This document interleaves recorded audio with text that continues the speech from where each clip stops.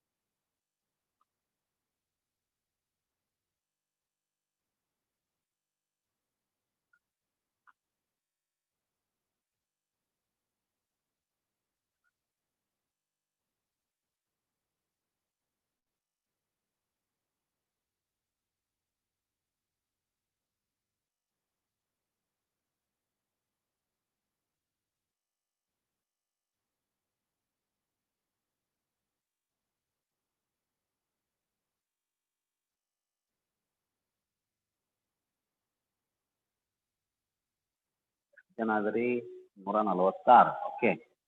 Quorum is, I think, respectable quorum is there. Okay. Now, in yesterday's class, I have discussed about profit sharing ratio and then capital ratio, then dissolution of partnership due to admission of new partners, due to retirement of existing partner, or the death of the partner. Now, all these situations are not here. The only situation is here is insolvency of partner. Insolvency ಅಂದ್ರೆ ಏನು ಹೇಳಿದಾನೆ, when partner becomes insolvent ಅಂದಾಗ partner is unable to bring in any cash from his private estate to the extent of his capital deficiency. On a capital deficiency ಆದಾಗ ಆ capital ಡೆಫಿಷಿಯನ್ಸಿಯನ್ನು ತುಂಬಿಕೊಡ್ಲಿಕ್ಕೆ ಯಾವಾಗ ಅಸಾಧ್ಯ ಆಗುತ್ತೋ ಆತನೇ ಇನ್ಸಾಲ್ವೆಂಟ್ ಆಗ್ತಾನೆ.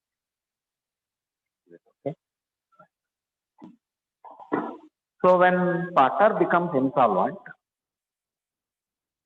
firm has to be closed. To close the firm, that is called dissolution of the firm. To close the firm, some accounting treatment should be made. Some account should be prepared. How to close the books of account andre? So treatment ಇದೆ ಅದಕ್ಕೆ. Resolution ಆಗೈತೆ ಅಂದಾಗ ಹಂಗ ಅವ್ರವ್ರ ಮನೆಗೆ ಅವ್ರಿಗೆ ಹೋಗ್ಬಿಡುದಲ್ಲ, ಲೆಕ್ಕಪತ್ರ ಶುದ್ಧ ಆಗಬೇಕು. Account should be settled. All accounts should be settled. All property should be sold out. In the name of firm, any properties are there, those properties should be sold out. Then all liabilities should be paid off. Is it okay? Then whatever remains in the capital account, such surplus is going to be taken back by the partner. If deficiency is there in the capital account, to that extent, partner should bring in the cash from his private estate. ಇದು settlement ಅಂತ ಕರಿತೀವಿ. ಅದಕ್ಕೆ ನಾವೇನ್ ಮಾಡ್ತೇವೆ, ಮೊದಲು ಒಂದು realisation account ಹಾಕ್ತೇವೆ.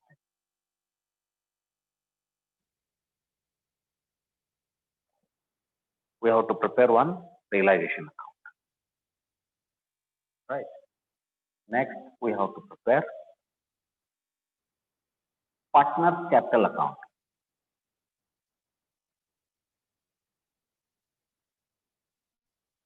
Partner capital account, realization account, then partner capital account. Next, sometimes if necessary, we need to prepare cash or bank. Sometimes, not all the time. So mainly we need to prepare realization account and partner's capital. ಇಷ್ಟು ಮಾಡಿಬಿಟ್ರೆ ಈ partnership dissolution of partnership ಫರ್ಮ್ದು process ಮುಗ್ದಂಗೆ. ಇದು ಮುಗ್ದಂಗೆ. ಈಗ ನೋಡಿ, ನೀವು ರಿಲೈಷನ್ ಅಕೌಂಟ್ ಹಾಕಿರ್ಬೋದು PUC ಯಲ್ಲಿ. ರಿಲೈಷನ್ ಅಕೌಂಟು, ರಿವ್ಯಾಲ್ಯೂಷನ್ ಅಕೌಂಟ್ ಇವೆಲ್ಲ ಹಾಕಿರಿ. ರಿಯಲೈಸೇಷನ್ ಅಕೌಂಟ್ ಹಾಕೋದಂದ್ರೆ ಏನು? ನೀವು ರಿಯಲೈಸೇಷನ್ ಅಕೌಂಟ್ ಹಾಕಿರಿ, ರಿಯಲೈಸೇಷನ್ ಅಕೌಂಟ್ ಹಾಕೋದಂದ್ರೆ ಏನು? What is this realisation account? Realization account ಅಂದ್ರೆ it is one account, we call it as a common account, wherein the balances of all assets and liabilities are going to be transferred. Assets and liabilities balance ಏನಾಗ್ತವೆ, transfer ಆಗ್ತವೆ. Balance sheet ನಲ್ಲಿ ಇರುವಂತ assets liability. For example, ಇಲ್ಲೊಂದು balance sheet ಇದೆ,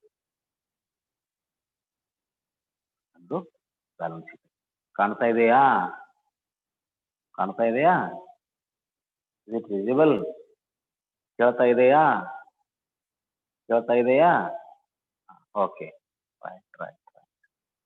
ನೋಡಿ, ನಮಗೆ mainly ಈ problem ನಲ್ಲಿ ನಮಗೆ ಒಂದು ಬ್ಯಾಲೆನ್ಸ್ ಶೀಟ್ ಕೊಡ್ತಾರೆ. ಬ್ಯಾಲೆನ್ಸ್ ಶೀಟ್ ನಲ್ಲಿ ಯೂಶುವಲಿ ಏನಿರುತ್ತೆ? ಬ್ಯಾಲೆನ್ಸ್ ಶೀಟ್ ನಲ್ಲಿ ಏನಿರುತ್ತೆ? ಬ್ಯಾಲೆನ್ಸ್ ಶೀಟ್ ನಲ್ಲಿ ಯೂಶುವಲ್ ಐಟಮ್ಸ್ ಏನಿರ್ತವೆ? Capital, liability side capital, creditor, bills payable, outstanding liabilities ಇರ್ತವೆ. ಹೌದಾ? ಅಸೆಟ್ ಸೈಡ್ ಏನಿರುತ್ತೆ? All asset. ಹೌದಾ? ಅಸೆಟ್. ಅನಂತರ ಕ್ಯಾಶ್. ಅಸೆಟ್ಸ್ ನಲ್ಲಿ ಎಲ್ಲ ಇರ್ತಾವ ಅಂತ ತಿಳ್ಕೊರಿ. ಅಸೆಟ್ಸ್ ನಲ್ಲಿ ಏನೇನು ಇರ್ತಾವು? Machinery, then building, land, then debtor, ಹೌದಾ?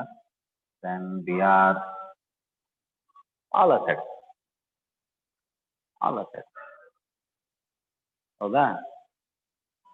ಇಲ್ಲಿ ಕ್ಯಾಪಿಟಲ್ ಜೊತೆಗೆ ಕ್ರೆಡಿಟರ್ಸ್, ಅದ್ರ ಜೊತೆಗೆ ಇನ್ನೂ ಕೆಲವು ಇರ್ತಾವ ಲಯಬಿಲಿಟೀಸ್. ಯಾವ ಇರ್ತಾವ ನೋಡ್ರಿ? Profit and loss account, reserve, ಇವೆಲ್ಲ ಲಯಬಿಲಿಟಿ ಸೈಡ್ ಇರ್ತವೆ. Capital, profit and loss account, reserve, ಇವೆಲ್ಲ ಇದ್ರ ಜೊತೆಗೆ ಕ್ರೆಡಿಟರ್ಸ್, ಬಿಲ್ಸ್ ಪೇಬಲ್ ಎಲ್ಲ ಇರ್ತವೆ. ಇಲ್ಲಿ ಲಯಬಿಲಿಟಿ ಸೈಡ್ ಏನದಾವಲ್ಲ, ಇದರಲ್ಲಿ ನಾವು ಎರಡು ಕ್ಯಾಟಗರಿ ಮಾಡ್ತೇವೆ. ಎರಡು ಕ್ಯಾಟಗರಿ, ಒಂದು ಇಂಟರ್ನಲ್ ಲಯಬಿಲಿಟಿ, ಇನ್ನೊಂದು ಎಕ್ಸ್ಟರ್ನಲ್ ಲಯಬಿಲಿಟಿ. ಒಂದು ಇಂಟರ್ನಲ್ ಲಯಬಿಲಿಟಿ, ಇನ್ನೊಂದು ಎಕ್ಸ್ಟರ್ನಲ್ ಲಯಬಿಲಿಟಿ. ಇಂಟರ್ನಲ್ ಲಯಬಿಲಿಟಿ ಯಾವ್ಯಾವು? Capital, P&L account, reserve. ಹೊರಗೆ ಕೊಡುವಲ್ಲಿದೆ ಯಾರಿಗೂ, ಇದು ಹೊರಗೆ. Capital belongs to partner, P&L profit belongs to partner, reserve belongs to partner. ಹೊರಗೆ ಯಾರಿಗೆ ಕೊಡು ಲಯಬಿಲಿಟಿ ಅಲ್ಲಿ, ಹೊರಗೆ ಯಾರಿಗೆ ಕೊಡು ಲಯಬಿಲಿಟಿ ಅಲ್ಲಿ. Whatever capital is there, that capital belongs to partner. P&L account profit, that the liability side profit ಆಯ್ತು ಅಂದ್ರೆ ಅರ್ಥ ಏನು? liability side profit ಆಯ್ತು ಅಂದ್ರೆ ಅರ್ಥ ಏನು? ಪ್ರಾಫಿಟ್ ಅದು. liability side P&L account ಆಯ್ತು ಅಂದ್ರೆ ಅದು ಪ್ರಾಫಿಟ್ ಅದು. ಹಲೋ, ಹೇಳ್ರಿ. ನಮಸ್ಕಾರ. ಸುಧಾ ಇಲ್ಲ ಹಂಗೆ. Okay okay. ಯಾರು? ಎಲ್ಲಿ ಅವರು? ಹಾ ಹಾ ಹಾ.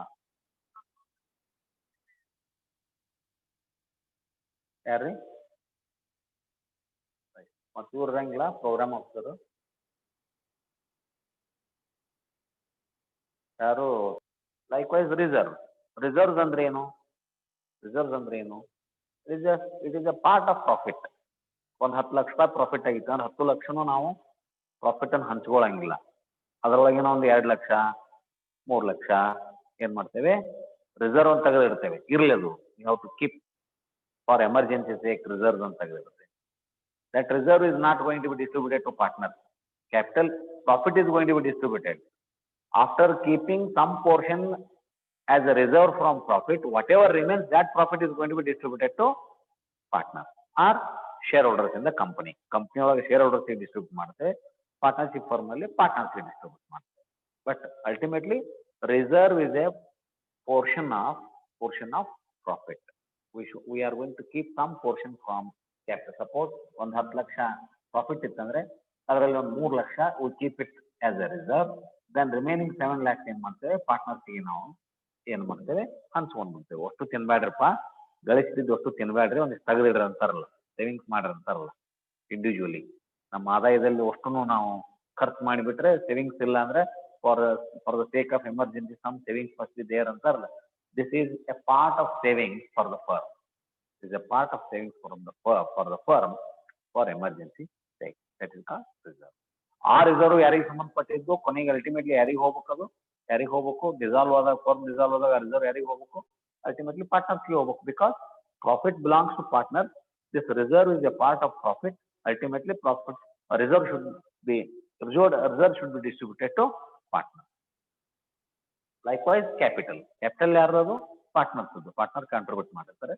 Ultimately when firm gets dissolve, ಅದು ಏನು ಫರ್ಮ್ ಏನು ವ್ಯವಹಾರ ಮಾಡೋದಿಲ್ಲ ಅಂತ ಡಿಸಿಷನ್ ತಗೊಂಡಾಗ ಫರ್ಮ್ ಅಕೌಂಟ್ ನಲ್ಲಿ ಕ್ಯಾಪಿಟಲ್ ಇರುವ ಅವಶ್ಯಕತೆ ಇಲ್ಲ.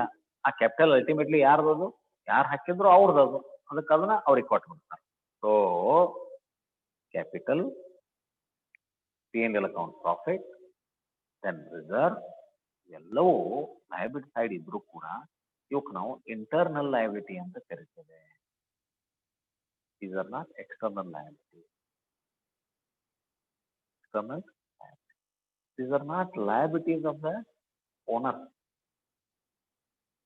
Capital is not liability of the owner. P&L account profit is not liability of owner. Reserve is not liability of the owner. This is the liability of the firm. Firm is different, owner is different. Business separate entity concept ಅಂತ ಕರಿತೇವಲ್ಲ ನಾವು. Concept of accounting ನಲ್ಲಿ separate entity concept ಅಂತ ಕರಿತೇವೆ. Separate entity concept ಅಂದ್ರೆ ಏನು?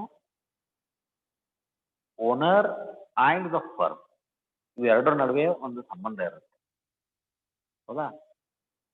Owner firm ಆಗ್ಲಿಕ್ಕೆ ಬರೋದಿಲ್ಲ, firm owner ಆಗ್ಲಿಕ್ಕೆ ಬರೋದಿಲ್ಲ.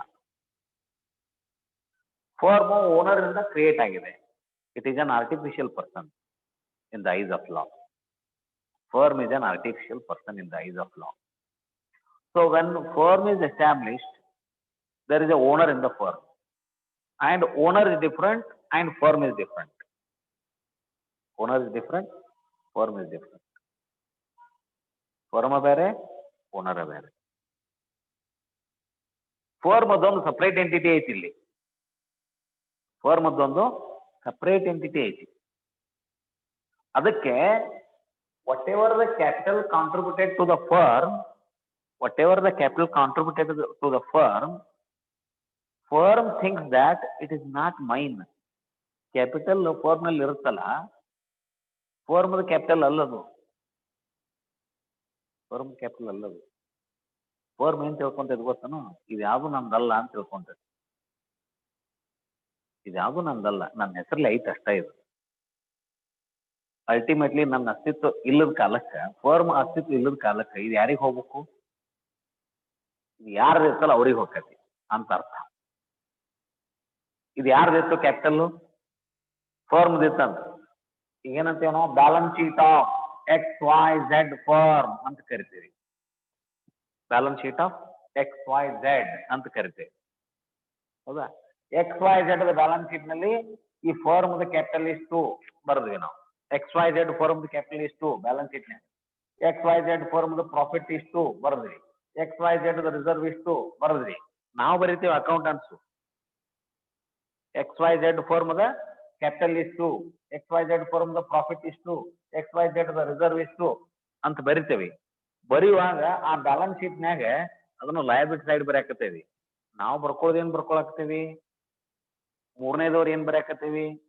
ಫಿಲಾಸಫಿ ಆಫ್ ಲೈಫ್ ಐತಿ ಇದ್ರಾಗ, ತಿಳ್ಕೊರಿ. ಬ್ಯಾಲೆನ್ಸ್ ಶೀಟ್ ಅಂದ್ರೆ ಫಿಲಾಸಫಿ ಆಫ್ ಲೈಫ್. ಇದು ಇಲ್ಲಿ ಫಿಲಾಸಫಿ ಐತಿ. ಇಲ್ಲಿ ನಾವು ಮೂರನೇದವ್ರು ಏನ್ ತಿಳ್ಕೊಳಕತ್ತೀವಿ? ಈ XYZ ಫರ್ಮ್ ಕ್ಯಾಪಿಟಲ್ 20 ಲಕ್ಷ ಅಂತ ಬರೆದ್ವಿ, XYZ ಪ್ರಾಫಿಟ್ 20 ಲಕ್ಷ ಬರೆದ್ವಿ, XYZ ರಿಸರ್ವ್ 20 ಲಕ್ಷ ಬರೆದ್ವಿ. ನಾವು ಬರೆಯವ್ರು what is the capital of XYZ firm? 20 lakhs. What is the capital profit of XYZ firm? 20 lakhs. ಯಾಕೆ ಹೆಂಗೆ ಹೇಳಾಕತ್ತೀರಿ? ಬ್ಯಾಲೆನ್ಸ್ ಶೀಟ್ನಾಗ ಐತೆ ಅದು, ಅದನ್ನ ಹೇಳಾಕತ್ತೀವಿ ನಾವು, ಓದೋರಂಗೆ ಹೇಳಾಕತ್ತೀವಿ. ಬಟ್ ಫರ್ಮ್ ಪಾಯಿಂಟ್ ಆಫ್ ವ್ಯೂನಲ್ಲಿ, ಫರ್ಮ್ದ ಪಾಯಿಂಟ್ ಆಫ್ ವ್ಯೂನಲ್ಲಿ ಫರ್ಮ್ ಏನ್ ತಿಳ್ಕೊಂಡೈತೆ ಗೊತ್ತನ? ಇದು ನಂದಲ್ಲ ಅಂತತಿ. ಫರ್ಮ್ ಗೊತ್ತೈತಿ ಇದು ನಂದಲ್ಲ ಅಂತ. ನಾವು ಬರೆಯಕತ್ತೇವೆ ಇದು ಫರ್ಮ್ದಂತ. ಫರ್ಮ್ ಏನ್ ಹೇಳ್ಕೊಳಕತೈತಿ? ಇದು ನಂದಲ್ರಿಪ್ಪ, ಇದು ನಂದಲ್ಲ. ಮತ್ತೆ ಇದು ಯಾರ್ದು? ಇದ್ರ ಮಾಲಕೊಬ್ಬ ಅದಾನ ಅಂತ. ಫರ್ಮ್ ಮಾಲಕೊಬ್ಬ ಅದಾನ. ಈ ಫರ್ಮ್ ಮಾಲಕರು ಎಕ್ಸ್ ವೈ ಝೆಡ್. ನೋಡ್ರಿ, owner is different, firm is different here. Like our body and soul. Soul is different, body is different, but both are together. Firm is different, owner is different, but both are together. But ಒಳಗ ಒಂದಕ್ಕೊಂದು ತಿಳ್ಕೊಂಡೈತಿ, firm ತಿಳ್ಕೊಂಡೈತಿ. ಇದೇನು capital ಅಂತ ನಂದಂತ ಬರೆಯಕತ್ತಾರಲ್ಲ ಇವರು ಉತ್ತರ, ಇವರು ಇದು ನಂದಲ್ಲ, ಇದು ಯಾರ್ದಂತ ಗೊತ್ತೈತಿ. ಅದಕ್ಕೆ ಪಕ್ಕ ಅರೋ ಐತಿ ಫರ್ಮ್ಗೆ. ಏನ್ ಅರೋ ಐತಿ? ಇದು ನಂದಲ್ಲ, ಇದು ಇವಂದು. ಕ್ಯಾಪಿಟಲ್ ಬರ್ವಿ 20 ಲಕ್ಷ ಕ್ಯಾಪಿಟಲ್ ನೊಳಗ 10 ಲಕ್ಷ ಎಕ್ಸ್, 5 ಲಕ್ಷ ವಾಯು, 5 ಲಕ್ಷ ಜೆಡ್ ಅಂತ ಬರ್ದಿವಿ ನಾವು ಕ್ಯಾಪಿಟಲ್. ಫರ್ಮ್ ಸ್ಪಷ್ಟ ಹೇಳಾಕತೈತಿ, ತನ್ನ ಬ್ಯಾಲೆನ್ಸ್ ಶೀಟ್ನಾಗ ಹೇಳಾಕತೈತಿ ಇದು ನಂದಲ್ಲ. ಕ್ಯಾಪಿಟಲ್ ನಂದಂತ ನೀವು ಬರೆಯಾಕತ್ತೀರಿ, in the name of firm ಬರೆಯಾಕತ್ತೀರಿ, ಆದ್ರೆ ಕ್ಯಾಪಿಟಲ್ ನಂದಲ್ಲ. ಇದು ಯಾರ್ದು? X Y Z. ಇದು ಅವ್ರದ್ದು ಇರೋದ್ರಿಂದ ಅದಕ್ಕೆ ನನಗೆ ಇದು ಲಯಬಿಲಿಟಿ. ಅದಕ್ಕೆ ಲಯಬಿಲಿಟಿ ಸೈಡ್ ತೋರ್ಸಾಕತೈತಿ. ಅದು ತಿಳ್ಕೊರಿ. ಇದು ಕ್ಯಾಪಿಟಲ್ ಅವ್ರದ್ದು ಇರೋದ್ರಿಂದ ಅದಕ್ಕೆ ನನಗೆ ಲಯಬಿಲಿಟಿ. ಇದು I have to pay them ultimately. ನಾವು ಒಯ್ಯಾಕ್ ಬರಂಗಿಲ್ಲ ಇದನ್ನ. ನಾ ಖಾಲಿಗೆಲೆ ಬಂದೇನಿ, ಖಾಲಿಗೆಲೆ ಹೋಗುದಂತ ಫಾರ್ಮ್. XYZ ಫಾರ್ಮ್ ಬಂತಂತ ಹೇಳಿರಿಪ್ಪ. XYZ ಫಾರ್ಮ್ ಶುರುವಾತ್ ಇವ್ರ ಬ್ಯಾಲೆನ್ಸ್ ಶೀಟ್ ಹಾಕ್ರಿ. ಏನಾಯ್ತು ಬ್ಯಾಲೆನ್ಸ್ ಶೀಟ್ನಾಗ? ಏನಿಲ್ಲ, ಮಣ್ಣ. ಲಯಬಿಲಿಟಿ ಅಸೆಟ್ ಬರ್ದಿಟ್ರಿ. ಫಾರ್ಮ್ ಎಸ್ಟಾಬ್ಲಿಷ್ ಮಾಡಿದ್ರಿ. ಫಾರ್ಮ್ ಏನೈತಿ? ಎಸ್ಟಾಬ್ಲಿಷ್ ಮಾಡಿದ ಫಾರ್ಮ್ ಎಸ್ಟಾಬ್ಲಿಷ್ ಆಯ್ತು. ಫಾರ್ಮ್ ಬರುವಾಗ ಏನ್ ತಂದೈತಿ? ಏನೂ ತಂದಿಲ್ಲ, ಅದು ಖಾಲಿಗೆಲೆ ಬಂದೈತೆ ಅದು. ಮತ್ತ ಫರ್ಮ್ ಕ್ಯಾಪಿಟಲ್ ಹೆಂಗ್ ಬಂತು? ನೋಡ್ರಿ ಇಲ್ಲಿ ಮಜಾ. Owner of the firm XYZ ಏನ್ ಮಾಡಿದ್ರು? ಅವರು XYZ ಏನ್ ಮಾಡಿದ್ರು? ಇವು 3 ಜನ ಒಂದು ಫರ್ಮ್ ಮಾಡ್ಕೊಂಡ್ರು. ಫರ್ಮ್ ಹೆಸರಲ್ಲಿ ಒಂದು ಬ್ಯಾಂಕ್ ಅಕೌಂಟ್ ತೆಗೆದ್ರು.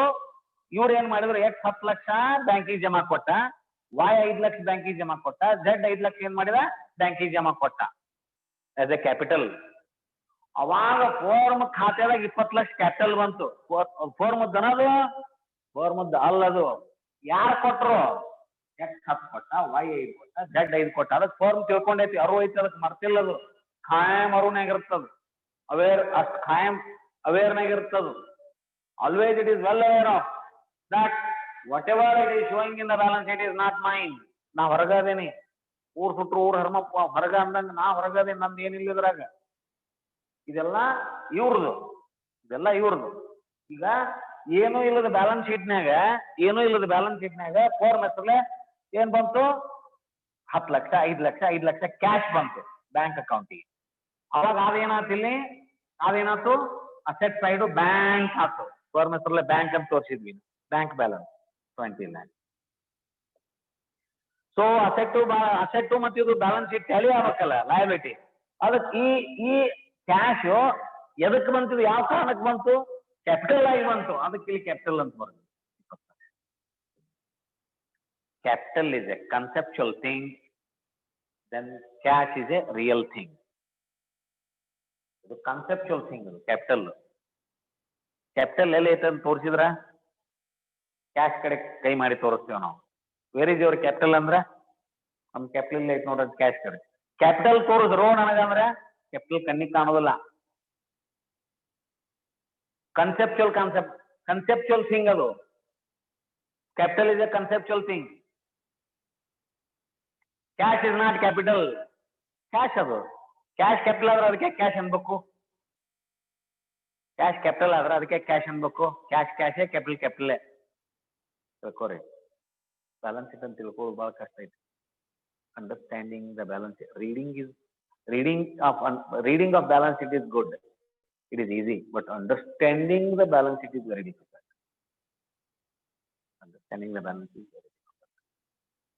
ಲೈಫ್ ಫಿಲಾಸಫಿ ಐತಿ. ಬ್ಯಾಲೆನ್ಸ್ ಶೀಟ್ ಅಂದ್ರೆ ಲೈಫ್ ಫಿಲಾಸಫಿ ಐತಿ. ಖಾಲಿ ಕೈಲಿ ಬಂದೆ, ಖಾಲಿ ಕೈಲಿ ಹೋದೆ ಅಂತಾರ ನೋಡಿ. ಏನ್ ತಂದೀವಿ ನಾವು? ಬರಿಗೈಲಿ ಬಂದೇವಿ, ಬರಿಗೈಲಿ ಎಲ್ಲ ಇಲ್ಲೇ ಬಿಟ್ಟು ಹೋಗ್ತೇವೆ ಅಂತೇವಿಲ್ಲ. ಲೈಫ್ ಫಿಲಾಸಫಿ ಅದು. ಹಂಗ ಬ್ಯಾಲೆನ್ಸ್ ಶೀಟು, ಫರ್ಮ್ದ ಬ್ಯಾಲೆನ್ಸ್ ಶೀಟು ಹಂಗ ಖಾಲಿಗೆಲೆ ಐತಿ, ಖಾಲಿಗೆಲೆ ಹೊಕ್ಕತ್ತದು. ಮೊದ್ಲು ಬರೀ ಒಂದು ಹಾಳಿ ಬ್ಯಾಲೆನ್ಸ್ ಶೀಟ್ ಲಯಬಿಲಿಟಿ ಅಸೆಟ್ ಬರದ್ರಿ, ಏನೂ ಇಲ್ಲ, ಅದಕ್ಕೆ ಕ್ಯಾಪಿಟಲ್ ಇಲ್ಲ, ಕ್ಯಾಶು ಇಲ್ಲ. Owner has since owner has contributed capital in the firm of cash. ಅದಕ್ಕ ಕ್ಯಾಶ್ ಫೋರ್ಮ್ದ ಬ್ಯಾಂಕ್, ಫೋರಮ್ ಹೆಸರಲ್ಲೇನ ಬ್ಯಾಂಕ್ ಅಕೌಂಟ್ ಓಪನ್ ಮಾಡಿದ್ರಿ, ಫೋರಮ್ ಹೆಸರಲ್ಲೇ ಬ್ಯಾಂಕ್ ಅಕೌಂಟ್ ತಾತ್ಪೂರಿಕವಾಗಿ ಅದರ ಹೆಸರಲ್ಲೇ ಕ್ಯಾಪಿಟಲ್ ಐತಿ, ಅದು ತಿಳ್ಕೊಂತದು. ಇದು ನಂದಲ್ಲ, ಇವರು ನನ್ನ ಹೆಸರಲ್ಲೇ ಇವರು ಕ್ಯಾಪಿಟಲ್ ಕೊಟ್ಟಾರ ಅಂತ ಹೇಳ್ತಿದ್ರು. ಅಲ್ಟಿಮೇಟ್ಲಿ ಯಾರ್ದು? Ultimately to whom it should go? Ultimately it should go to the persons who have contributed it. ನಾ ಇಲ್ಲದ ಕಾಲಕ್ಕೆ ಯಾರಿಗೆ ಹೋಗ್ಬೇಕಂತ ಹೇಳ್ತೈತಿ ಫಾರ್ಮ್? ನಾ ಇಲ್ಲದ ಕಾಲಕ್ಕೆ ಇವರಿಗೆ ಹೋಗ್ಬೇಕು, ಯಾರು ಹಾಕ್ಯಾರಲ್ಲ ಅವರಿಗೆ ಹೋಗ್ಬೇಕು. ಅದಕ್ಕ ಇದು ಎಲ್ಲಿವರೆಗೆ ನನ್ನ ಹತ್ರ ಇರ್ತೈತಲ್ಲ, ಅದು ಮಂದಿ ಕಣ್ಣಿಗೆ ನಂದಂತ ಕಾಣ್ತಿರ್ತೈತಿ, ಆದ್ರೆ ಇದು ನಂದಲ್ಲ. ಅಲ್ಟಿಮೇಟ್ಲಿ ಯಾರ್ದು? ಅವ್ರದು ಅಂತ ಹೇಳ್ತೈತಲ್ಲ, ಅದಕ್ಕೆ ಆ ಕ್ಯಾಪಿಟಲ್ ಅನ್ನ ಲಯಬಿಲಿಟಿ ನಡೀತದೆ. It is liability and the part of the firm. ಹೊರಗಿನ ಲಯಬಿಲಿಟಿ ಇದ್ದಂಗೆ ಅಲ್ಲ ಅದು. ಬಂದ್ ಎಲ್ಲಾರು ಸಾಲ ಕೇಳ್ದಂಗೆ ಮಾಡುದಿಲ್ಲ. ಇಂಟರ್ನಲ್ ಲಯಬಿಲಿಟಿ ಇದೆ. You should call it as a internal. ಹೊರಗಿನ ಮಂದಿ ಕೊಡುದು ಸಾಲನ, ಒಳಗಿನ ಮಂದಿ ಕೊಡುದು ಸಾಲನ. ಈಗ ನನ್ನ ಮನ್ಯಾಗ ಒಳಗ ನಮ್ಮ ಅಪ್ಪರ ಕಡೆ ನಾನ್ ಸಾಲ ಮಾಡಿದ್ದೆ ಅಂತ ಹೇಳಿರಿಪ್ಪ, ಅದು ಇಂಟರ್ನಲ್ ಲಯಬಿಲಿಟಿ. ಅದು ಕೊಡುದು ಸಾಲ ಕೊಡುದ ಅದ. ಅವ್ರು ನಮ್ಮನ್ನ ಕೇಳುದಿಲ್ಲ, ನಾವ್ ಅವ್ರಿಗೆ ಕೊಡುದಿಲ್ಲ ಖರೆ. ಆದ್ರ ಸಾಲ ಅಂತ ಇತ್ತಂದ್ರ ನಮ್ ತಲೆ ಯಾವತ್ತು ಕಟ್ಟಿತಿರ್ತದ, ನಮ್ಮ ಅಪ್ಪನ ಕಡೆ ಸಾಲ ಇಸ್ಕೊಂಡೇನ ಅಂತಂದ್ರೆ ನಿಗ್ರಿಲ್ಲ ಸಾಲ ಕೊಡುದು. Internal liability. ಫರ್ಮಿಗೂ ಹಂಗ ಓನರ್ ಅಲ್ಲಿ ಕೊಟ್ಟಾನ, ಅವರಿಗೆ ಕಾಂಟ್ರಿಬ್ಯೂಟ್ ಮಾಡ್ಯಾನ, ಆದ್ರ ಓನರ್ ಇಂದ ಆ ಫರ್ಮಿಗೆ ನಿಗ್ರಿಲ್ಲ, ನನ್ ಕೊಟ್ಟ ತೀರ ಅನ್ನಂಗಿಲ್ಲ ಫರ್ಮಿಗೆ ಅವರು. ಅದಕ್ಕೆ ಅದು ಇಂಟರ್ನಲ್ ಲಯಬಿಲಿಟಿ ಆಕೈತಿ. ಆದ್ರ liability is liability.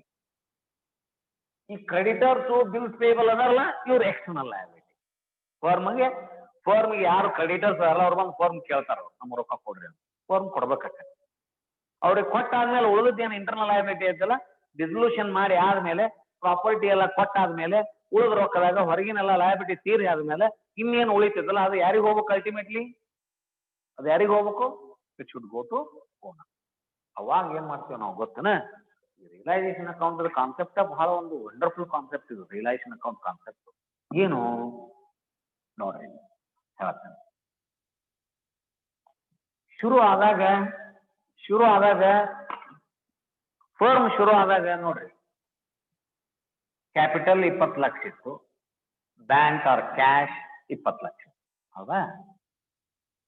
Cash form ನಲ್ಲಿ ಬಂದು ಈ ಬಿಸ್ನೆಸ್ ಏನೇನ್ ಬೇಕಲ್ಲ ಅದನ್ನ ಪರಿಕರಗಳನ್ನು ಖರೀದಿ ಮಾಡಿದ್ರಿ ಅಂತಿದ್ದೀರಿ. ಪರಿಕರಗಳನ್ನು ಈ 20 ಲಕ್ಷದೊಳಗ 1-2 ಲಕ್ಷ ರೂಪಾಯಿದ್ದು ಬಿಲ್ಡಿಂಗ್ ರೆಂಟ್ ತಗೊಂಡ್ರಿ ಅಂತ ಡಿಪಾಸಿಟ್ ಮಾಡಿ, ಅಥವಾ 2 ಲಕ್ಷ ರೂಪಾಯಿ, ಒಂದ್ 5 ಲಕ್ಷ ರೂಪಾಯಿ ಬಿಲ್ಡಿಂಗ್ ತಗೊಂಡ್ರಿ ಅಂತ. 20ರಾಗ ಕ್ಯಾಶ್ ಹೋತು 5 ಹೋತು, ಕ್ಯಾಶ್ ಎಷ್ಟು ಹೋಯ್ತು? 15. 5 ಲಕ್ಷದ ಬಿಲ್ಡಿಂಗ್ ಆತ. ಈಗ ಇಲ್ಲಿ ನೋಡ್ರಿ, ಬಿಲ್ಡಿಂಗ್ ಖರೀದಿ ಮಾಡಿದ್ರೆ ಬ್ಯಾಂಕ್ ಬ್ಯಾಲೆನ್ಸ್ 20 ಹೋಗಿ 15 ಆತು. ಇಲ್ಲಿ ಕ್ಯಾಪಿಟಲ್ 20ಕ್ಕೆ 20 ಉಳಿದೈತಿ. ಬ್ಯಾಂಕ್ 15 ಲಕ್ಷ, ಬಿಲ್ಡಿಂಗ್ ಬಂತಿಲ್ಲ, building 5 lakh. Again your balance sheet is tally. 5 lakh 20 lakh. ಶುರುವಾತಿ ಕ್ಯಾಶ್ 20 ಇತ್ತು, ಕ್ಯಾಪಿಟಲ್ 20 ಅಂದ್ವಿ. ಆ ಕ್ಯಾಶ್ ನಿಂದ 5 ಲಕ್ಷ ಬಿಲ್ಡಿಂಗ್ ತಗೊಂಡ್ರು, ಕ್ಯಾಶ್ 15 ಆತು, ಬಿಲ್ಡಿಂಗ್ 5 ಆತು. Cash 15, building 5, 20 lac. ಇಲ್ಲಿ ಕ್ಯಾಪಿಟಲ್ 20 ಲ್ಯಾಕ್. ಮುಂದೆ ಈ 15 ಲಕ್ಷದಾಗ ಫರ್ನಿಚರ್ 2 ಲಕ್ಷ ತಗೊಂಡಿರ್ತೀವಿ. ಅವಾಗ ಕ್ಯಾಶ್ ಎಷ್ಟು ಉಳಿತು? 13 ಉಳಿತು. ಇಲ್ಲಿ ಫರ್ನಿಚರ್ 2 ಲಕ್ಷ ಆಯ್ತು. Again 20 lac, capital 20 lac. Now the capital is in the form of cash 13 lakh. Capital is in the form of building 5 lakh. Capital is in the form of furniture 2 lakh. ನೋಡ್ರಿ, ಇದು capital 20 lakh ಇದೆ, 20 lakh ಉಳಿದೈತಿ, capital ಆಗೇ ಉಳಿದೈತಿ. So capital may be any form, maybe cash, maybe building, maybe machinery, maybe land, maybe debtors, different forms of capital. ವಿಚಾರ ಮಾಡಿ, different forms of capital. ಅದಕ್ಕೆ always your liability should be tallied to assets. ಅಂದ್ರೆ ಹೇಳ್ತದು firm ಹೇಳ್ತತಿ, ನಂದೇನು ಇಲ್ಲ, ನನಗೇನು ಬೇಡ, ultimately asset to balance sheet to ಟ್ಯಾಲಿನ ಆತಂದ್ರೆ ಫರ್ಮ್ ಏನ್ರಿ ಅಂದ್ರೆ ಫರ್ಮ್ ಏನಿಲ್ಲ ಅಂತ ಹೇಳ್ತದ, ನಮ್ದು ಏನಿಲ್ಲ ಜಳ ಜಳ. ಎಷ್ಟು ಲಯಬಿಲಿಟಿ ಐತಿ ಅಷ್ಟು ಅಸೆಟ್ ಐತಿ. ಬೇಕಂದಾಗ ಅಸೆಟ್ ಮಾರ್ತೇನೆ, ಲಯಬಿಲಿಟಿ ಕೊಡ್ತೇನೆ, ಮುಗಿದೋತು, ನಂದು ಏನಿಲ್ಲ. I am the only trustee of this property ಅಂತ ಫರ್ಮ್. ನನ್ನ ಹೆಸರಲ್ಲೇ ಹಚ್ಚಾರ ಅಷ್ಟೇ ಇವರು, ಇದು ನಂದು ಅಲ್ಲ ಅಲ್ಲ. ಅದಕ್ಕ ಇಲ್ಲೇನು ಪ್ರಾಪರ್ಟಿ ತೋರ್ಸಾಕ್ತೇನಲ್ಲ ಅಷ್ಟು ಲಯಬಿಲಿಟಿ ಐತಿ. ಅದು ಇಂಟರ್ನಲ್ ಇರ್ಬೋದು, ಎಕ್ಸ್ಟರ್ನಲ್ ಇರ್ಬೋದು, ಬಟ್ ಲಯಬಿಲಿಟಿ ನನಗದು. ಅಕಸ್ಮಾತ್ ಇದನ್ನ ಕ್ಲೋಸ್ ಮಾಡೋದು ಬಂತಂದ್ರೆ ಏನ್ರಿ, ಕ್ಲೋಸ್ ಮಾಡೋದು ಬಂತಂದ್ರೆ ಎಲ್ಲಾ ಅಸೆಟ್ ಅನ್ನ ಮಾರ್ತೈತಿ. ಅದು ಪ್ರಾಬ್ಲಮ್ ಏನು, ಫರ್ಮ್ ಅಷ್ಟು ಅಸೆಟ್ ಅನ್ನ ಮಾರ್ತೈತಿ. ಬಂದ್ ರೊಕ್ಕದಾಗ ಏನ್ ಮಾಡ್ತೈತಿ, ಅದು ತನ್ನ ಲಯಬಿಲಿಟೀಸ್ ಅನ್ನ ಕ್ಲಿಯರ್ ಮಾಡ್ತೈತಿ, ಎಕ್ಸ್ಟರ್ನಲ್ ಲಯಬಿಲಿಟೀಸ್ ಅನ್ನ ಕ್ಲಿಯರ್ ಮಾಡ್ತೈತಿ. 20 ಲಕ್ಷದಾಗ ಒಂದ್ 5 ಲಕ್ಷ ಎಕ್ಸ್ಟರ್ನಲ್ ಲಯಬಿಲಿಟಿ ಇತ್ತಂದ್ರೆ ಕ್ರೆಡಿಟರ್ಸ್ ಇದ್ರ ಅಂದ್ರೆ ಕ್ರೆಡಿಟರ್ಸ್ ಕೊಡತೈತಿ. ಇನ್ನು 15 ಲಕ್ಷ ಉಳಿದೈತಲ್ಲ, ಈ 15 ಲಕ್ಷ ಯಾರ್ದು ಅಂದ್ರೆ ಫರ್ಮದ್ದಲ್ಲದು. 15 ಲಕ್ಷ ಫರ್ಮ್ ತಗೊಂಡು ಹೋಗುದಿಲ್ಲ. ಫರ್ಮ್ ಕ್ಲೋಸ್ ಆದ್ಮೇಲೆ ಉಳಿದ ರೊಕ್ಕ after discharging the external liability ಉಳಿದೇನೈತಲ್ಲ ಅಷ್ಟು ಯಾರಿಗೆ ಹೋಗ್ಬೇಕದು, it should go to owners of the company. It is owners fund, it is not mine. Firm ಹೇಳ್ತತಿ. ಇದಕ್ಕೆ ನಾವೇನಂತ ಕರಿತೇವೆ ಗೊತ್ತನು, ಸಪರೇಟ್ ಎಂಟಿಟಿ ಕಾನ್ಸೆಪ್ಟ್ ಅಂತ. ಯಾವಾಗಿದ್ರು ಫರ್ಮು ಕಂಪನಿ ಯಾವ್ದ್ರದ ಲಯಬಿಲಿಟಿ ನೀವು ಬ್ಯಾಲೆನ್ಸ್ ಶೀಟ್ ಹಾಕ್ರಿ, ಒಂದ್ ಕಡೆ ಲಯಬಿಲಿಟಿ ಒಂದ್ ಕಡೆ ಅಸೆಟ್, ಎರಡು ಯಾವತ್ತು ಟ್ಯಾಲಿ ಆಗಿರ್ತಾವ. ಟ್ಯಾಲಿ ಆಗಿಲ್ಲ ಅಂದ್ರೆ ಕೈ ತಲಿ ತುರ್ಸ್ಕೊಂತ ಕುಂದಿರ್ತೇವೆ, ಎಲ್ಲಿ ಏನೋ ತಪ್ಪೇತ್ ಲೆಕ್ಕ, ಏನ್ ತಪ್ಪೇತ್ ಲೆಕ್ಕ ಅಂತೇವಿ. ಎರಡು ಟ್ಯಾಲಿ ಆಗಬೇಕು ಅವು. ಯಾಕೆ ಟ್ಯಾಲಿ ಆಗ್ಬೇಕು, ಫರ್ಮ್ ಹೇಳ್ತೈತಿ ಯಾವತ್ತು ಇದು ಯಾವ್ದು ನಂದಲ್ರು ಅಂತದು.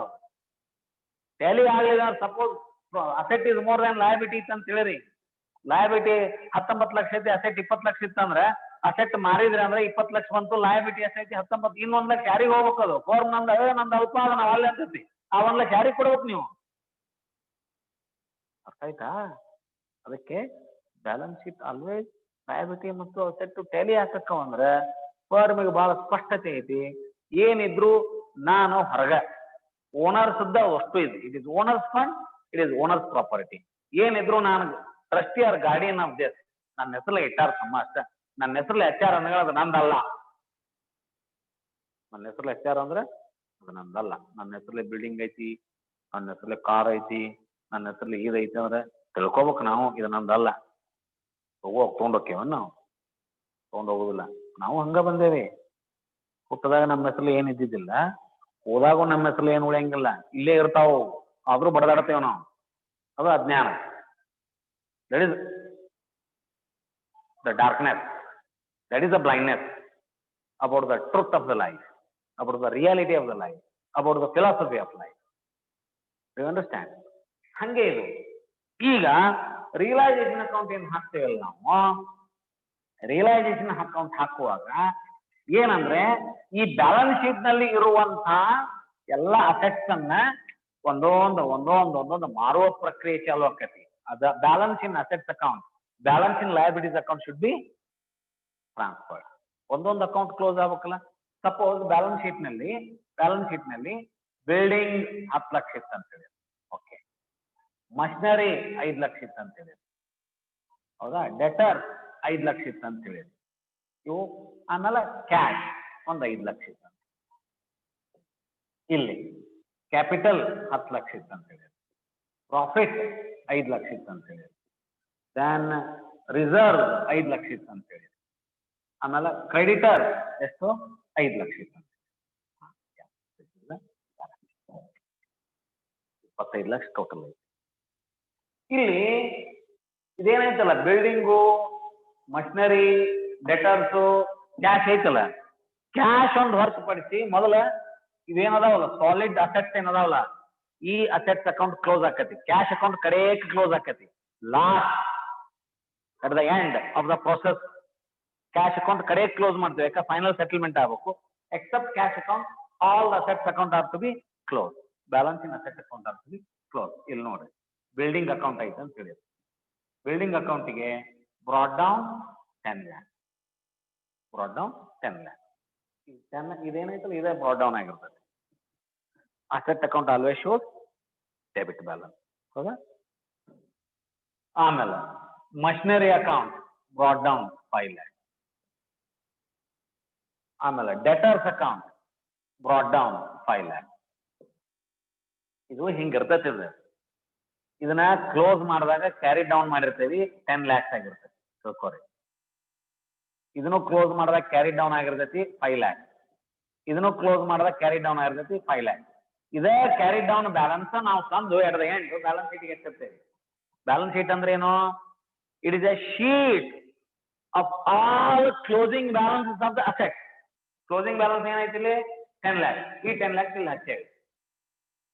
ಟೋಟಲ್ ನಿಮ್ಮ ಲೇಜರ್ ಅಕೌಂಟ್ ಅದ final balance at the end of the year ಈ ಬ್ಯಾಲೆನ್ಸ್ ಶೀಟ್ ತೋರಿಸಿರ್ತೇವೆ ನಾವು. ಅದನ್ನ ನೀವು ಹೊಳ್ಳಿ ಬ್ಯಾಲೆನ್ಸ್ ಶೀಟ್ ಅನ್ನ ಲೇಜರ್ ಅಕೌಂಟ್ ಫಾರ್ಮ್ ಬರ್ರ ಅಂದ್ರೆ ಏನಾಗ್ತಿದ್ದು?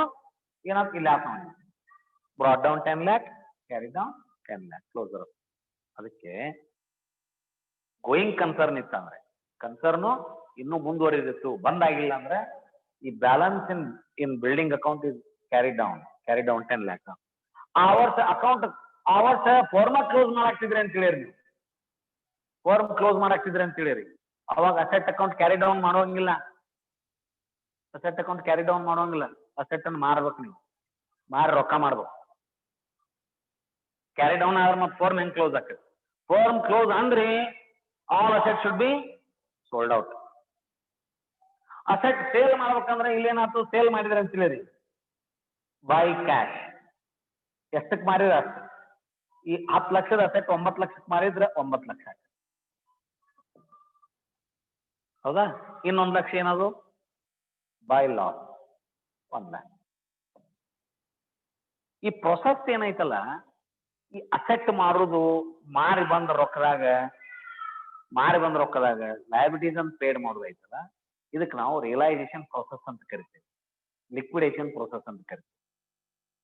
ಇಲ್ಲಿ ರಿಯಲೈಸೇಷನ್ ಆಫ್ ಅಸೆಟ್ಸ್ ಅಂದ್ರೆ ಏನು? ಅಸೆಟ್ಸ್ ಅಂದ್ರೆ ಏನು? Selling all assets in the market and receiving the cash. ಅದನ್ನ ಲಿಕ್ವಿಡಿಟಿ ಫಾರ್ಮ್ಯಾಟ್ ಮಾಡ್ಕೊಳ್ಳೋದು ನಾವು. ಅಸೆಟ್ ಮಾರುದು, ಅದನ್ನ ಲಿಕ್ವಿಡ್ ಫಾರ್ಮ್ನಾಗ ತಗೊಳ್ಳೋದು. ಎಲ್ಲ ಹಿಂಗ ಅಸೆಟ್ ಮಾರಾಟ ಮಾಡಿ ಇಲ್ಲಿ ಕ್ಯಾಶ್ ಅಕೌಂಟ್ಗೆ ಐತಲ್ಲ, ಕ್ಯಾಶ್ ಅಕೌಂಟ್ಗೆ ಜಮಾ ಕೊಡ್ಬೇಕು. ಕ್ಯಾಶ್ ಅಕೌಂಟ್ಗೆ ಜಮಾ ಕೊಡ್ಬೇಕು. ಜಮಾ ಕೊಟ್ಟು ಒಟ್ಟು ರೊಕ್ಕ ಗೊಳೆ ಹಾಕಿದ ಮೇಲೆ ಇಲ್ಲಿ ಲಯಬಿಲಿಟಿ ಸೈಡ್ ಬರ್ರಿ. ಎಷ್ಟು ಕೊಡ್ಬೇಕಪ್ಪ? ಒಂದ್ಲೆ ಎಕ್ಸ್ಟರ್ನಲ್ ಲಯಬಿಲಿಟಿ ಕೊಡ್ಬೇಕು ಮೊದಲು. External liability creditors external liability 5 lakh ಮೊದಲು ಕೊಟ್ಟು ಬಿಡ್ರಿ. ನಿಮ್ಮ ಹತ್ರ ಒಂದು ಸಪೋಸ್ ಒಂದ 25 ಲಕ್ಷದ ಆಸ್ತಿ ಐತಲ್ಲ, ಈ 25 ಲಕ್ಷದ ಆಸ್ತಿ ಒಳಗ ಒಂದ್ 20 ಲಕ್ಷ ರೂಪಾಯಿ ಆಸ್ತಿ ಮಾರಿ ಬಂದೈತೆ ಅಂತ ಹೇಳಿರಿ. ಬುಕ್ ವ್ಯಾಲ್ಯೂ 25 ಲಕ್ಷ ಇತ್ತು, ಮಾರ್ಕೆಟ್ ವ್ಯಾಲ್ಯೂ 20 ಲಕ್ಷ ಆಗಿತ್ತು ಅಂತ ಹೇಳಿರಿ. ಮಾರ್ದಾಗ 20 ಲಕ್ಷ ಬಂದಿತ್ತು, ಪ್ಲಸ್ ಒಂದು 5 ಲಕ್ಷ ಕ್ಯಾಶ್ ಇತ್ತು ಅಂತ ಹೇಳಿರಿ. 5 ಲಕ್ಷ 25 ಲಕ್ಷ ನಿಮ್ಮ ಹತ್ರ ರೊಕ್ಕ ಐತಿ. ಇದ್ರ ಪೈಕಿ ಮೊದ್ಲ 5 ಲಕ್ಷ ಕ್ರೆಡಿಟರ್ಸ್ ಕೊಟ್ರಿ. ಅವಾಗ ನೀವು ನಾವು ಆಸ್ತಿ ಮಾರಿದಾಗ ಬುಕ್ ವ್ಯಾಲ್ಯೂ ಅಷ್ಟು ಬಂದಿಲ್ಲ ನಮ್ಗೆ, 10 ಲಕ್ಷದ ಬಿಲ್ಡಿಂಗ್ 8 ಲಕ್ಷ ಬಂದೈತಿ, ಅದಕ್ಕೆ ನೀನು 5 ಲಕ್ಷ ಇದ್ದಲ್ಲಿ ನೀನು 4 ಲಕ್ಷ ತಗೊಳಕ್ ಬರಂಗಿಲ್ಲ. If it all the fund is sufficient, you cannot say to your creditors that you should receive, you should accept less than whatever the amount which is due. 5 ಲಕ್ಷಕ್ಕಿಂತ ಕಡಿಮೆ ತಗೋಪ್ಪ ಅಂತ ಅನ್ನಕ್ ಬರಂಗಿಲ್ಲ. ಓನ್ಲಿ ಡೆಫಿಸಿಟ್ ಬಿದ್ದಾಗ ಅಷ್ಟೇ ಅವ್ರಿಗೆ ಹೇಳ್ಬೇಕು ನಾವು. ನೀವು ಆಸ್ತಿ ಮಾರಾಟ ಮಾಡಿದ ರೊಕ್ಕ, ಅಷ್ಟು ಮಾರಾಟ ಮಾಡಿದ ರೊಕ್ಕ ಪ್ಲಸ್ ನಿಮ್ ಕ್ಯಾಶ್ ಬ್ಯಾಲೆನ್ಸ್ ಕೂಡಿ 4 ಲಕ್ಷ ಆಗಿತ್ತು ಅಂತ ಹೇಳಿರಿ. 4 ಲಕ್ಷ. ನಿಮ್ ಕ್ರೆಡಿಟರ್ಸ್ ಎಷ್ಟದರ? 5 ಲಕ್ಷ ಅದರ. ಅವಾಗ ಹೇಳ್ಬೋದು ನೀವು, ನೋಡಪ್ಪ ಎಲ್ಲಾ ಮಾರೇ, ಹೌದಾ, ನಮ್ಮ ಹತ್ರದ 4 ಲಕ್ಷ ಐತಿ, ನಿನ್ ಕೊಡೋದು 5 ಐತಿ, ನಮ್ಗೆ ಗೊತ್ತೈತಿ, ಬಟ್ ನಾವ್ ಯಾವ ಆಸ್ತಿ ಇಟ್ಕೊಂಡಿಲ್ಲ, ಅಷ್ಟು ಮಾರಿಬಿಟ್ಟೇವಿ, ನಮ್ಮ ಹತ್ರ ಏನು ಇಲ್ಲ, 4 ಲಕ್ಷ ಐತಿ ತಗೋ ಅಂತ ಕಳಿಸ್ಬೇಕು. ಆದ್ರೆ ಇದಕ್ಕಿಂತ ಹೆಚ್ಚು ರೊಕ್ಕ ಇದ್ದಾಗ ನೀವು ಕಡಿಮೆ ತಗೋರ ಅನ್ನಕ್ ಬರಂಗಿಲ್ಲ. ಸೊ ಇದಕ್ಕೆ ನಾವೇನಂತ ಕರಿತೀವಿ?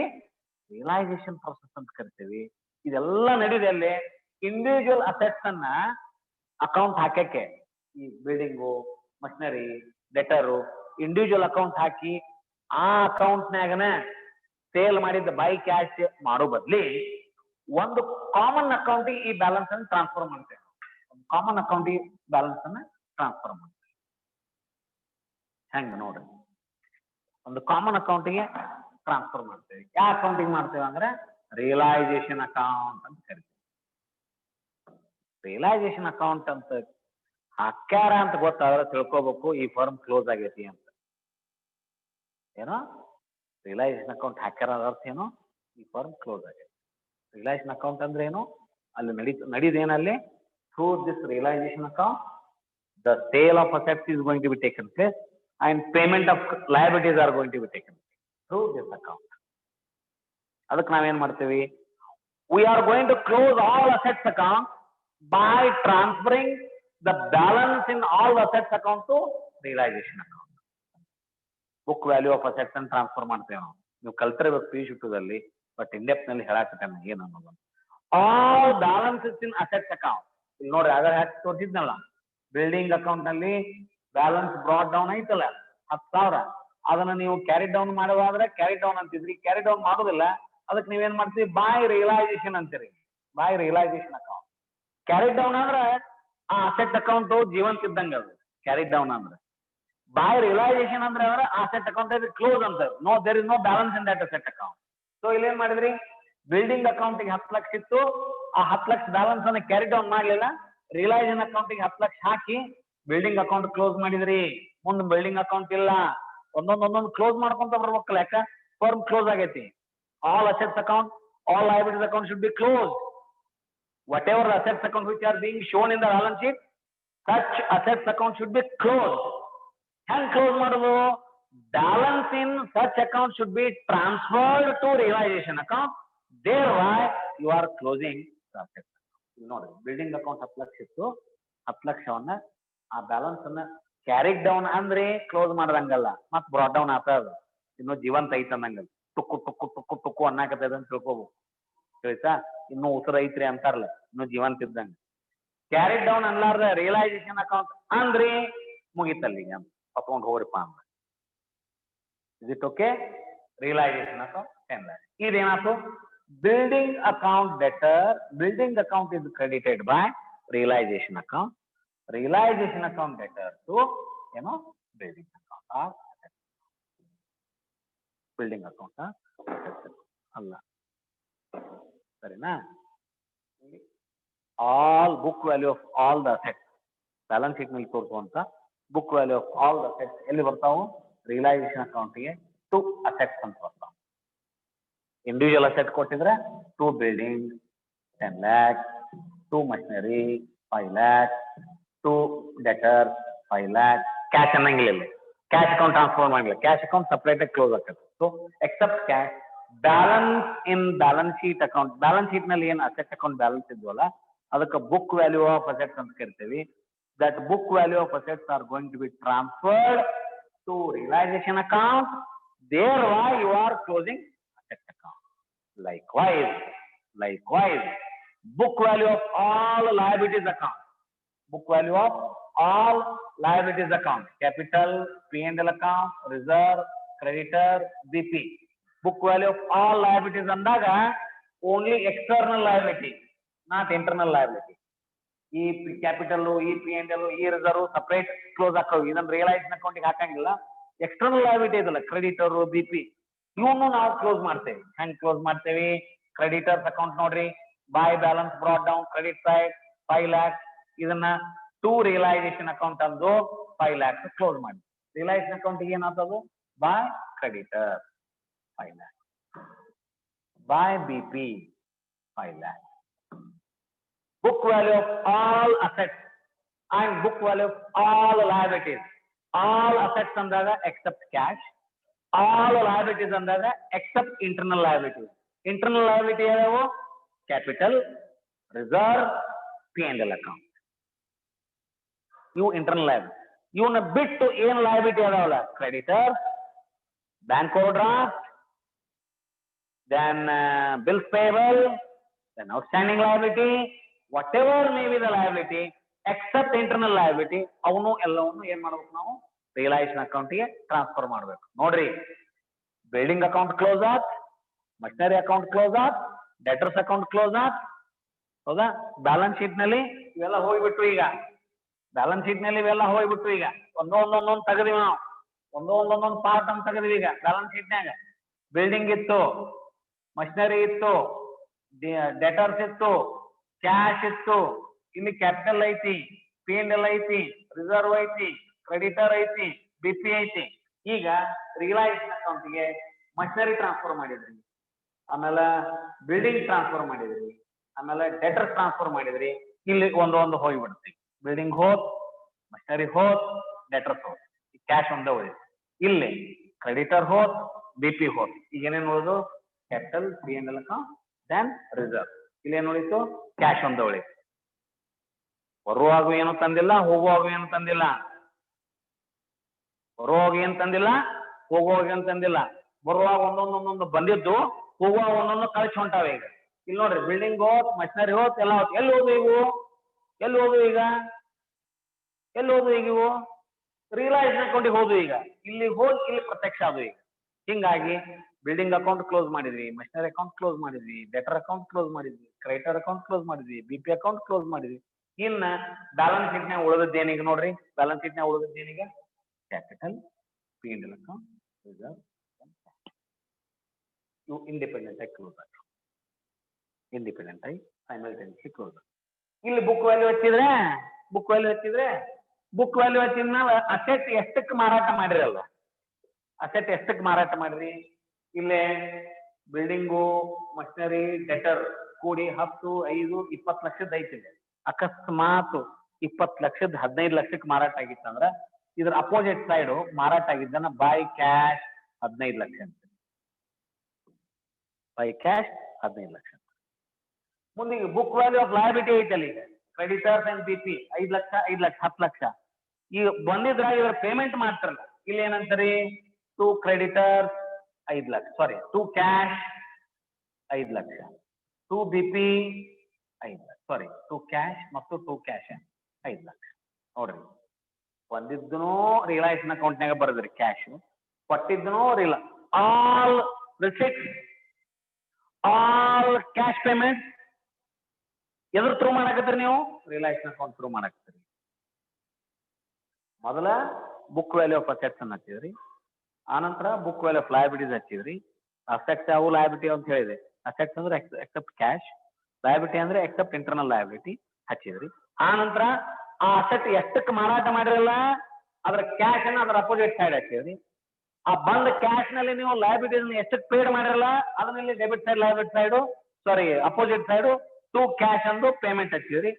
ಡಿಫರೆನ್ಸ್ ಏನ್ ತೆಗಿತಿರಲ್ಲ, ಡಿಫರೆನ್ಸ್ ಏನ್ ತೆಗಿತಿರಲ್ಲ, that is called debit side ಬಂದಿತ್ತಂದ್ರೆ, ಡೆಬಿಟ್ ಸೈಡ್ ಬಂದಿತ್ತಂದ್ರೆ ಅದು ರಿಯಲೈಸೇಷನ್ ಪ್ರಾಫಿಟ್ ಅಂತ ಕರಿತೇವೆ. ಕ್ರೆಡಿಟ್ ಸೈಡ್ ಬಂದ್ರೆ ರಿಯಲೈಸೇಷನ್ ಲಾಸ್. ರಿಯಲೈಸೇಷನ್ ಅಕೌಂಟ್ ಹಾಕೋದ್ರಿಂದ ಏನ್ ಉದ್ದೇಶ ನಮ್ದು? First of all we have to close all the assets account except cash. Next we have to pay, we have to discharge all liabilities except internal liability. As a result of this, we come to know that relation account through ಮಾಡ್ತೇವೆ ನಾವು, through relation account ಮಾಡ್ತೇವೆ ನಾವು. We are closing all assets account, we are closing all liabilities account through realization account. After preparing realization account, we come to know that whether we have made, whether the firm has made profit or loss. ಆ profit ಗೆ ನಾವೇನಂತ ಕರಿತೀವಿ ಗೊತ್ತನು, ಆ loss ಗೆ ನಾವೇನಂತ ಕರಿತೀವಿ ಗೊತ್ತನು? Realization profit, realization loss, whatever may be. If at all there is a realization profit, that profit should be shared among the partners as per their profit sharing ratio. If at all there is a realization loss, that loss should be shared among the partners as per their profit share. ಎಷ್ಟು profit ಬರ್ತಲ್ಲ ಅಷ್ಟನ್ನ ನೀವು ಅವರ agreed profit sharing ರೇಷಿಯೋದಾಗ ಹಂಚಿ realisation account close ಮಾಡಿ ಆದ್ಮೇಲೆ capital account ಹಾಕ್ತೀರಿ. Capital account ಬ್ಯಾಲೆನ್ಸ್ಗೆ ಪ್ರಾಫಿಟ್ ಅನ್ನ ಕೂಡಿಸ್ತೀರಿ, ಕ್ಯಾಪಿಟಲ್ ಅಕೌಂಟ್ ಬ್ಯಾಲೆನ್ಸ್ಗೆ ರಿಸರ್ವ್ ಅನ್ನ ಕೂಡಿಸ್ತೀರಿ. ಹೌದಾ? ಕ್ಯಾಪಿಟಲ್ ಅಕೌಂಟ್ ಬ್ಯಾಲೆನ್ಸ್ಗೆ ರಿಯಲೈಸೇಷನ್ ಪ್ರಾಫಿಟ್ ಕೂಡಿಸ್ತೀರಿ. ಕಡೆಗೆ ಅವ್ರಿಗೆ ಎಷ್ಟು ಕೊಡ್ಬೇಕಂತ ಗೊತ್ತಾಕತಿ, ಅಷ್ಟು ರೊಕ್ಕ ಟು ಕ್ಯಾಶ್ ಅಂತ ಅವ್ರಿಗೆ ಪೇಮೆಂಟ್ ಮಾಡಿ ಕಳಿಸ್ಬಿಡ್ತೀರಿ. Thereby your capital account is closed, your cash account is closed, your all assets accounts are closed, your all liabilities accounts are closed. Firm ಹೆಸರಲ್ಲಿ ಅವಾಗ ಫರ್ಮ್ ಬ್ಯಾಲೆನ್ಸ್ ಶೀಟ್ ನಲ್ಲಿ ಅವಾಗ ಕ್ಯಾಪಿಟಲ್ ಇಲ್ಲ, ಹೌದಾ?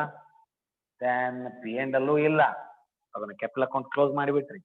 ಆನಂತರ ರಿಸರ್ವ್ ಇಲ್ಲ, ಕ್ರೆಡಿಟರ್ಸ್ ಅಂತೂ ರಿಯಲೈಸೇಷನ್ ಅಕೌಂಟಿಗೆ ಹೋತು, BP ಅಂತೂ ರಿಯಲೈಸೇಷನ್ ಅಕೌಂಟಿಗೆ ಟ್ರಾನ್ಸ್ಫರ್ ಆಯ್ತು, ಇಲ್ಲಿ ಅಸೆಟ್ಸ್ ರಿಯಲೈಸೇಷನ್ ಅಕೌಂಟಿಗೆ ಟ್ರಾನ್ಸ್ಫರ್ ಆಯ್ತು.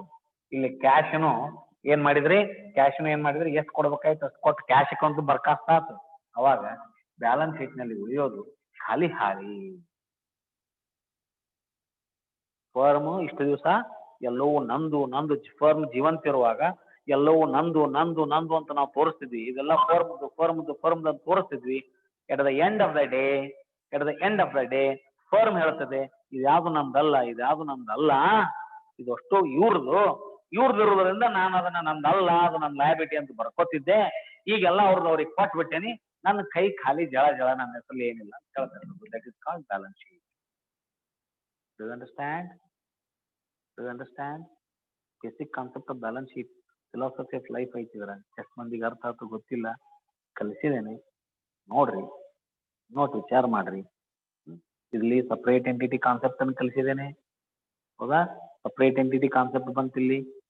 ಬ್ಯಾಲೆನ್ಸ್ ಶೀಟ್ ಕಾನ್ಸೆಪ್ಟ್ ಯಾಕೆ ಕ್ಯಾಪಿಟಲ್ ಅಂಡ್ ಲಯಬಿಲಿಟಿ ಸೈಡ್ ಹಚ್ಚಿದ್ರು, ಯಾಕೆ ಪ್ರಾಫಿಟ್ ಅಂಡ್ ಲಯಬಿಲಿಟಿ ಸೈಡ್ ಹಚ್ತಾರ, ಯಾಕೆ ರಿಸರ್ವ್ ಅಂಡ್ ಲಯಬಿಲಿಟಿ ಸೈಡ್ ಹಚ್ತಾರ, ಯಾಕೆ ಬ್ಯಾಲೆನ್ಸ್ ಶೀಟು ಕ್ಯಾಪಿಟಲ್, ಯಾಕೆ ಬ್ಯಾಲೆನ್ಸ್ ಶೀಟ್ ನಲ್ಲಿ ಲಯಬಿಲಿಟಿ ಮತ್ತು ಅಸೆಟ್ ಯಾವತ್ತೂ ಟ್ಯಾಲಿ ಆಗಿರ್ಬೇಕಂತ, ಯಾವತ್ತೂ ಟ್ಯಾಲಿ ಆಗಿ ಯಾಕೆ ಆಗ್ಬೇಕು, ಯಾಕೆ ಇರ್ಬೇಕು ಅನ್ನೋದು ಅದ್ರ ಹಿಂದಿನ ಲಾಜಿಕ್ ಅನ್ನ ಹೇಳೇನಿ. ಇಷ್ಟೆಲ್ಲ ಇವತ್ತು ಹೇಳಿದೆ. ಎಷ್ಟು ಜನರಿಗೆ ಸಾಧ್ಯ ಆಗುತ್ತೋ ಅಷ್ಟು ಅರ್ಥ ಮಾಡ್ಕೊಳ್ಳಿ. Is it okay? Tomorrow I will teach some other concepts with regards to this realisation account. ನಾಳೆಗೆ ಈ ರಿಯಲೈಸೇಷನ್ ಅಕೌಂಟಿಗೆ ಸಂಬಂಧಪಟ್ಟಂತ ಇನ್ನೂ ಕೆಲವು ಕಾನ್ಸೆಪ್ಟ್ ಅನ್ನ ಕಲಿಸ್ತಾರೆ. ಆಗ್ಬೋದಾ? ಖುಷಿಯಾಗಿರಿ, ತಿಳಿದೈತಿ.